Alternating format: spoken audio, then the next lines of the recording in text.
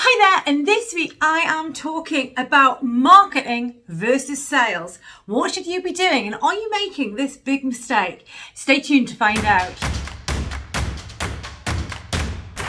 So, thinking about your business, I'm sure that you have an amazing marketing strategy, but quite often what I see is that businesses don't then have the follow-up sales approach totally sorted. And why is that? Well, sometimes I think it's because people are a bit scared to sell. But in reality, marketing and sales should work really closely together because one can't work without the other. To me, marketing is very reactive. Marketing is something that's really targeted and is designed to go out there and drag those leads in. How might you do that? It might be on Facebook, it might be on LinkedIn, it might be through emails. It doesn't matter how you do it. The key thing is it's a message you put out there with a call to action. And that call to action might be to pick up the phone, it might be to reply to the email, it might be to click and tweet back. But the point is that it's something you push out there and then you hope.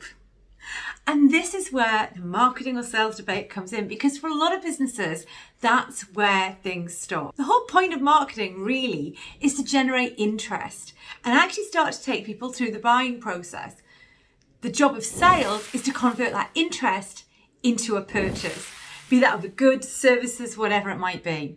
And this is why if you don't have a sales strategy, then you could be really missing out. So when is a lead a lead? This is a brilliant question, and it's going to depend entirely on what your marketing approach is. There's a few ways that you could define it. It might be that you put a post out on LinkedIn and someone actually replies to that post. Great, that's an opportunity. It's a lead. It could be that someone does reply to one of those emails that you sent them. It could be that you tweet someone and they tweet you back. Whatever it is any kind of indicator of interest. At that point in time, that is an opportunity that your sales strategy should be able to jump on board, because really sales is just about having a conversation. I've said this so many times before. So it's just an invitation for a conversation. And that is really the job of marketing.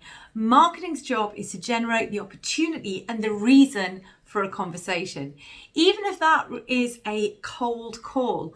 So for example, it might be that you send out a series of emails and you decide to call anyone who clicks on the link to find out more information or to read the blog post.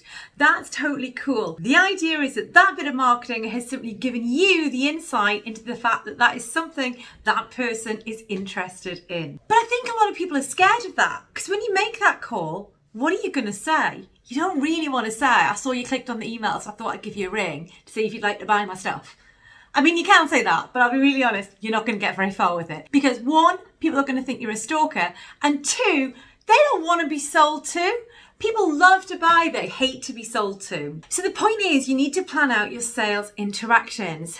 Now, if this isn't something you've done before, this can be a little bit daunting. And I think that it can feel really awkward thinking about how you're going to open this conversation. But this is exactly why your sales and marketing strategies should work together. Because it should be that you can generate a conversation out of the point of interest on the email or the tweet or whatever else it might be. Sometimes that sales conversation might take place online. It might be in the direct messages, it might be in your emails, it might be as an actual conversation. But the aim of those interactions is always the same: to progress that person through the buying process, to build your relationship with them, and to have a conversation with you about how you can help them.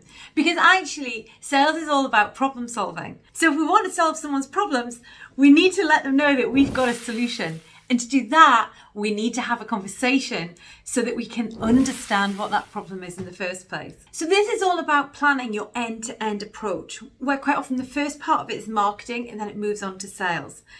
What I've found quite often with my background is that when you're in larger organisations, you quite often get a little bit of friction between those two departments, because the salespeople will say, well, we didn't convert anything because the leads we got from marketing were really rubbish.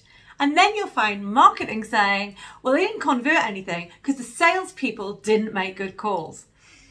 It's a really common argument, but the brilliant thing is if you run your own business, then you have the chance to tie those things really closely together right from the off without any conflict. The other great thing is it allows you to leverage all of your knowledge about your existing customers and the marketplace to create fantastic marketing campaigns which generate meaningful leads. So my challenge to you today is that if you haven't already, you get a bit of paper and you actually just draw out on one side, where are you starting with your marketing? And at the other side, where are you finishing with your sale? And what does each step on that process actually look like?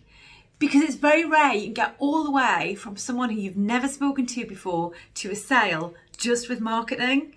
Equally, if you're going to start with just sales, you're going to find you're going to have to make an awful lot of cold calls before you can start to move people along that part of the process. So, should it be sales and marketing? Sales and marketing really should work together. It's an end-to-end approach. But what I urge you to think about is, if you've got a marketing strategy, do you also have a sales strategy? And once you start thinking about those sales conversations, you might be ready to use my patented sales conversation structure. It's not patented, but it is really cool. So if you click the link below, you can get my sales conversation structure and some hints and tips on how to put those conversations together for yourself. So I'd love to know, have you got a sales strategy? And if you have you mapped each of those conversations? If you haven't, I guarantee it'll increase your chance of success. That's all from me for this week. So remember, if you've enjoyed this video, to hit the subscribe button and ding the bell to be notified next time I upload. And remember, until next time, to be sales-tastic.